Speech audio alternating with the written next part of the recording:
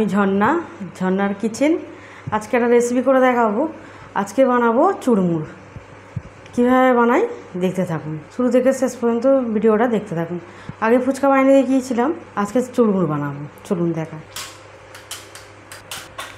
এখানে নিয়েছি আলু সেদ্ধ, এখানে নিয়েছি ছোলা সেদ্ধ, আর এখানে নিয়েছি তেঁতুল, জল দিয়ে ভিজিয়ে রেখে দিয়েছি।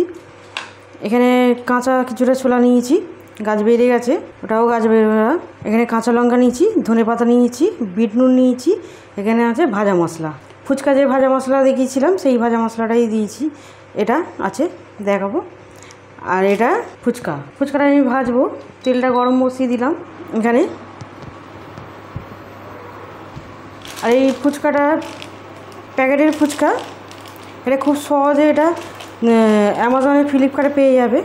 আমি আগেও বলেছি, এটা অনেকে এমনি দোকানে খুঁজে যায়, এমনি দোকানে পাওয়া যায় না। আর এখানে নিয়েছি চাট মশলা। তেলটা গরম হয়ে গেছে, এটা ভেজে নেবো।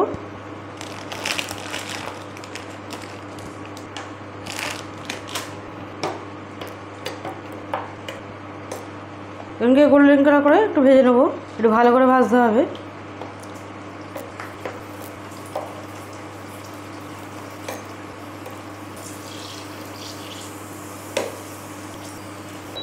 তেল ছেঁকে তুলে নেবো, এরকম ভাজা হয়েছে। আরও কিছুটা ভেজে নেবো।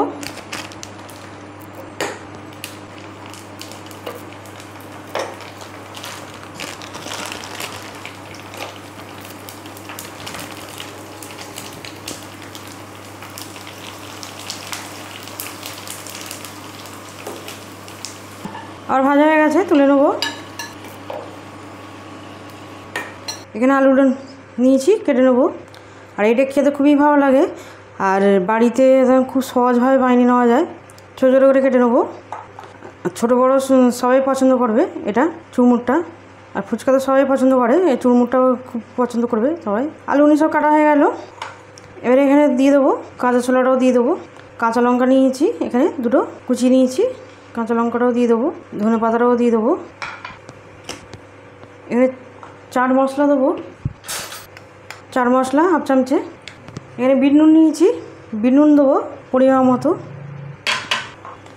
আর এখানে কী কী দিয়ে ভাজা মশলাটা করেছি আগেও বলেছি, ফুচকাতে করেছিলাম তখন বলেছি, আজকে বলে দিচ্ছি। এখানে আমি নিয়েছি, এরকম আমি করে রেখে দিই, আমি প্রায় এরকম চাটফাট করে খাই বলে এরকম করে রেখে দিই। এতে দিয়েছি শুকনো লঙ্কা, গোটা জিরে, গোটা শুকনো লঙ্কা, গোটা ধনে, আর গোটা গোলমরিচ ভেজে গুঁড়ো করেছি। এইভাবে গুঁড়ো করে রেখে দিই আমি।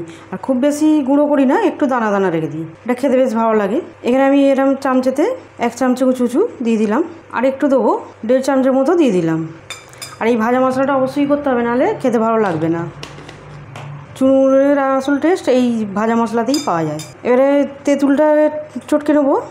তেঁতুলটা ভিজিয়ে নিয়েছি, তেঁতুলটাকে দিয়ে দেবো, ভালো করে সব মিশিয়ে নেবো। এখানে আপনারা লেবুও ব্যবহার করতে পারেন, তেঁতুল অবশ্যই দিতে হবে, নাহলে টেস্টটা ভালো হবে না। আর এখানে যদি লেবু চাই লেবুও দিতে পারবে। এবারে আমি ভেজে নেবো।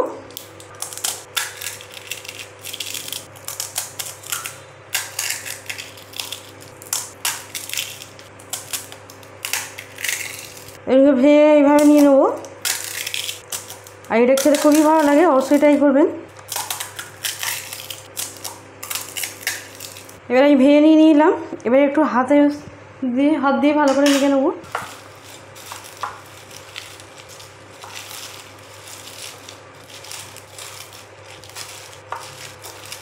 মাখছি, সেন্টটা খুব সুন্দর ছেড়েছে, ভাজা মশলার ধনে পাতা। এবার ঢেলে নেবো প্লেটে, তুলে নিলাম। চুরমুর আমার একদম রেডি। দেখতে কত সুন্দর লাগছে, আর খেতেও কিন্তু দারুণ লাগে। অবশ্যই বানাবে, আপনারা ট্রাই করবেন, খেতে খুবই ভালো হয়। আর আমার রেসিপি যদি ভালো লাগে বন্ধুদের সাথে শেয়ার করবে, লাইক করবে আর সাবস্ক্রাইব করবে।